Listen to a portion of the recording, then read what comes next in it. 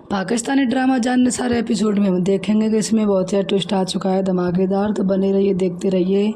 और इसमें बहुत ही ज़्यादा ट्विस्ट आने वाला है आगे, तो एंड तक ज़रूर देखें, क्योंकि इसमें सरफराज और दुआ जो पकड़े जाएंगे मुलाकात करते हुए। तो ये सब आगे होने वाला है, तो बने रहिए।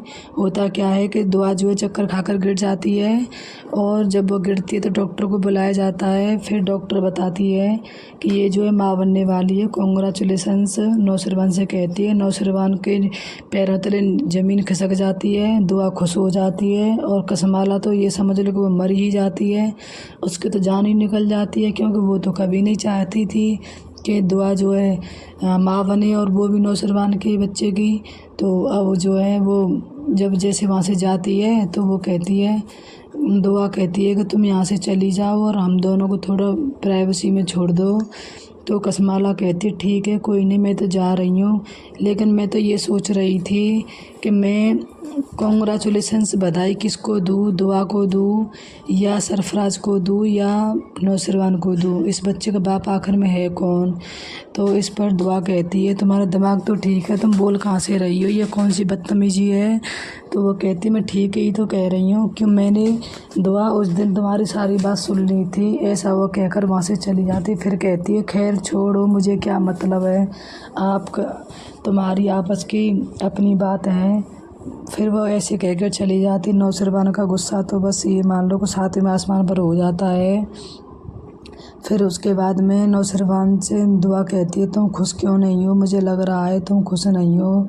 तो नौशरवान कहता है कि मैं क्या खुश हूँ, क्या मुझे तो अभी तक यही पता नहीं है कि ये बच्चा है किसका, और तुम भी मुझे बताती नहीं हो। तो वो कहती है खबरदार नौशरवान, अगर तुमने मेरे बच्चे के ऊपर कोई सवाल उठाया तो तुम्हें शर्म आनी चाहिए, ऐसा वो कहती। तो वो कहता है क्यों तुमने शर्म की थी, तुम सरफराज से अब तक भी मिलती आ रही हो, क्यों मिल रही हो, क्या रिश्ता है तुम्हारा उससे, तुमने आज तक मुझे कभी नहीं बताया था, और अब भी तुमने घर पर बुला लिया था उसको, और मुझसे झूठ भी बोला कि तुम जो है सरफराज से नहीं मिली, वो हमारे घर तक भी आ चुका है, और तुम कहती हो कि तुम्हारा उससे कोई ताल्लुक़ नहीं है, तो तुम मुझे इतना बेवकूफ़ मत समझो। ऐसा कहकर वहाँ से चला जाता है। दुआ तो बहुत ही ज़्यादा डिप्रेशन में हो जाती है, और फिर इतने में ही उनकी दादी अम्मी का फ़ोन आता है। तो अम्मा साई कहती हैं कि क्या बात है, सब ठीक ठाक हैं। तो दुआ कहती है कि अम्मा साई आप दादी बनने वाली हो, और तो उसके तो ये समझ लो कि बहुत ही खुशी होती है उसकी अम्मा साई के, और वो जो है दोनों जने खुश होते हैं। और वो कहती है कि अपना ख्याल रखना दुआ, तुमने मुझे बहुत अच्छी खबर सुनाई है, और मुझे तो बहुत ही खुशी हो रही है कि मेरा नौशरवान जो है बाप बनने वाला है।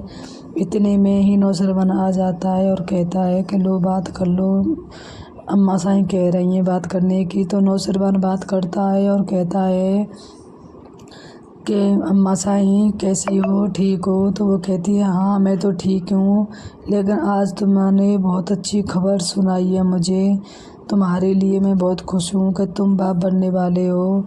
तो ऐसा जब वह कहती है तो वो नौशरवान जो है वो फ़ोन देकर दुआ को चला जाता है वहाँ से, और फिर दुआ बात को संभाल लेती है और कहती है कि अम्मा साईं उनको थोड़ा काम था इसीलिए वो चले गए हैं, और आप जो है मुझसे बात कर लो। तो वो कहती है कि दुआ बहुत ही ख्याल रखना बेटा, बहुत ज़्यादा बच्चे का ख्याल रखना, और हो सकता है हम भी आ जाएं। तो ऐसा वो कहकर फ़ोन काट देती है। फिर वह दुआ जो अपनी माँ के पास जाती है, तो उधर जो है फ़िज़ा का तो बहुत ही बुरा हाल है। फ़िज़ा उससे बहुत ज़्यादा जलने लग गई है दुआ से। तो वो कहती है कि तुम क्या सोच रही हो कि मैं तुम्हें बधाई दूंगी कि तुम माँ बनने वाली हो, मैं तुम्हें कभी भी माफ़ नहीं कर सकती हूँ, क्योंकि तुमने मेरे बच्चे के सर से बाप का साया छीना है, तुमने दादा दादी का साया छीना है, क्योंकि तुम तो सब कुछ करके भी महलों की रानी बनी हुई हो, नौशरवान की पलकों का तारा हो, आँखों का तारा बनी रही हो, और मैं कुछ नहीं किया, मैं तब भी यहाँ कंगाल बनकर बैठी हुई हूँ। और ऐसा वह कहती है तो दुआ कहती है तुम गलत क्यों सोच रही हो, मैंने ऐसा कुछ नहीं किया है। तो वो कहती है हाँ वो सब छोड़ो, मुझे सब पता है तुमने क्या किया है और मुझसे उम्मीद मत करना कि मैं तुम्हें कभी माफ़ भी कर दूँगी। मैं कभी भी तुम्हें माफ़ नहीं कर सकती हूँ। ऐसा कहकर वहाँ से वह चली जाती है और फिर वह दुआ जो है उधर आ जाती है, अपनी हवेली के लिए निकलती है।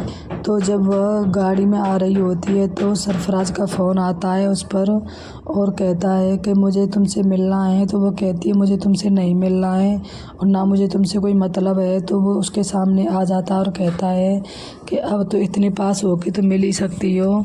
तो वो गाड़ी साइड में लगवाती है और पूछती है क्या बात है बताओ। तो वो कहता है कि तुमने बताया नहीं कि तुमने क्या सोचा है। मैं तो तुम्हें बधाई देने के लिए आया था तो कि तुम माँ बनने वाली हो, लेकिन पता नहीं तुम माँ बन भी पाओगी या नहीं। और तुमने सोचा है कि नहीं मुझसे शादी करने के लिए उसको कब तलाक दे रही हो। तो दुआ कहती है खबरदार अगर एक शब्द और बोला तो आज के बाद मेरे आगे पीछे दिखाई दिए थे। इधर जो है कसमाला के जो गार्ड होते हैं वो उसके लगे हुए आदमी होते हैं, वो वीडियो बना लेते हैं दुआ और सरफराज की। और वो क्या होगा उसके आगे के दुआ जो है घर पर जाएगी। अब आगे के एपिसोड में हम यही देखेंगे। कसमाला जो है वह वीडियो जो नौशरवान को दिखा देगी और वो तो बस ये समझ लो कि आज साथ में आसमान पर पहुंच जाएगा और वो दुआ से पूछेगा कि तुम सरफराज से मिलने क्यों गई थी। तो वो मना करेगी।